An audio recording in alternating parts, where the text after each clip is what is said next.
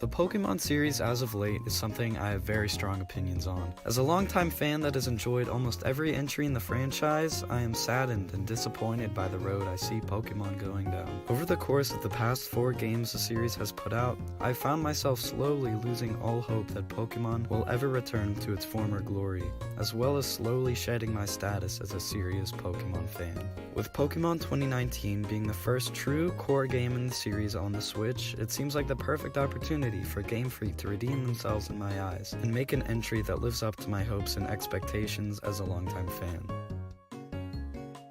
One of the most important things to consider with a new Pokemon game being on the Switch is the graphic capabilities of the platform. The 3DS was the last home to Pokemon games, all of which were output to 240p and overall had very poor graphic fidelity for then's, much less today's, standards. Let's Go made the monumental leap to full HD with 1080p docked, but without utilizing much of any of the Switch's much more capable hardware. Let's Go looks like an up-resed Sun and Moon, except Sun and Moon at least had interesting environments. Let's Go returns to simple, bland outdoor settings, with little variation outside of the occasional cave or forest, though this lack of variety is mostly owed to the source material in Red and Blue. That being said, I would really appreciate a revamped graphical style. Since the series has jumped to 3D with X and Y, very little has changed from the simple, uninteresting, and one could say, kiddie look and feel of the game worlds. On the 3DS, I am more or less okay with how things look given the platform, but there is no excuse for such lackluster visual presentation on the much more powerful Switch.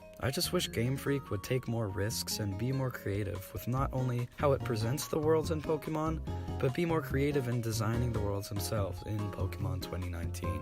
One other thing that I would really love and think would really help with how the world is presented is getting rid of the established locked overhead camera. A camera behind the player character, or one locked in more interesting places than directly above, would be a huge improvement that would, for me at least, make a great difference. X and Y did some experimenting with cool camera angles around Lumio City. Having the camera near street level allowed the player to feel like they're in the city. Being able to observe all the stores and NPCs and signs directly on was much more immersive and visually interesting than having it locked in place where you wouldn't be able to properly observe the city in all its 3 dimensions. My next big thing that I want to see in Pokemon 2019 is less actual Pokemon. Pretty much the only reason I'm hoping for this is that it has become a trend for Game Freak to dump tons of old Pokemon into their games with the main goal of bloating the Pokédex and just making it take more time to complete. Ultra Sun and Moon's Pokédex was packed with over 400 Pokemon, and only 81 of them were actually introduced in Gen 7. I wouldn't even mind having a Pokédex this big if it meant getting more new monsters, but Generations 6 and 7 both failed to break 100 of them. On one hand, however, having more Pokemon adds replayability and allows for a lot of freedom when making a team to play through the game, but completing the Pokédex just takes a stupid amount of time, and each Pokemon feels a lot less unique. For instance, next to X and Y's brand new bird line, we have the recycled Pidgey line, Pidove line, and Starly line, all in the same game in the same national Pokédex. All the other design archetypes like the rodents, bugs, and dragons got the same treatment, not only making each Pokemon in these types less unique, but creating an oversaturation of similar Pokemon. My next big wish is for Pokemon 2019 to be less hand-holdy and generally more difficult than recent games. It is long overdue that we discard the argument that the games should be easy and hold the player's hand because the series' target audience is children. The first generation, and arguably the most difficult, was also the most popular and played by the largest audience, with their games having more combined sales than those of any other generation. The first generation also had far fewer tutorials and less introductory dialogue than recent games, but that didn't stop the game from being fully enjoyed by millions of kids. It is likely that the general industry-wide trend, however, is to blame for the rise in tutorials more than anything. So this is likely a problem that transcends just the Pokemon series, but it is definitely a problem I hope Game Freak will fix. As for the games' difficulty, I believe Game Freak has less of an excuse to continue making easier and easier games. Pokemon games should be able to retain their simplistic gameplay,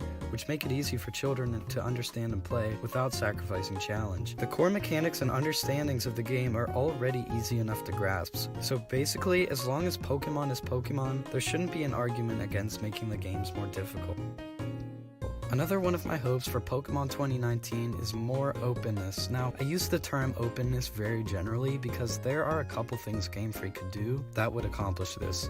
The first thing is having more open areas similar to the Desert Resort in Gen 5, Route 216 in Gen 4, or some of the sea routes in Gen 3 like 124 or 125. These areas were huge and allowed you to freely roam, catch Pokemon, look for items, and battle trainers all at your own pace and in any order you like. There was still a destination to reach, but how long you take to do so, or even what path you take, is completely up to the player. There were far too many small, enclosed, corridor-like route areas in Sun and Moon that were just not fun to walk around in and explore. Ditching the incredibly linear areas and opening up the world to just give players some room to breathe would be a great direction for the series. The other thing that Game Freak could do is something a bit more radical, and that is adopting an open world design. We saw it in Breath of the Wild, and we saw open level design in Mario Odyssey, both on the Switch and both very big IPs from Nintendo, so I don't think it would be too out of left field to expect this. But an open world Pokemon game where the player is free to explore the region, battle gyms in any order, and complete the Pokedex in any order would just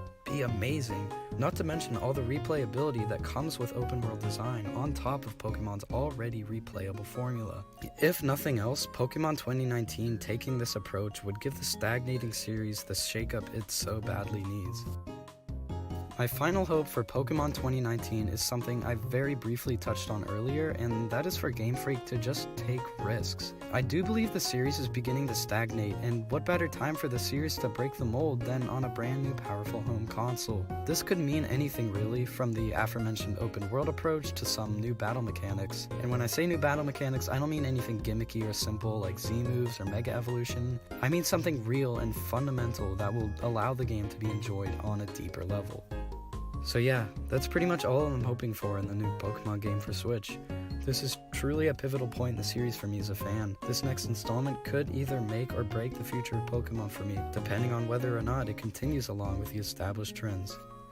Anyways, thanks so much for watching this video. This was really something I did not expect doing, because this entire project all started as a tweet actually that just got way too long. I would actually really like to hear what you'd have to say about the topic in hand. Do you disagree with any of my points? Do you have your own hopes for Pokemon 2019? I would really like to get some discussion going in the comments, and who knows, I might do a follow-up video and address some points y'all might bring up.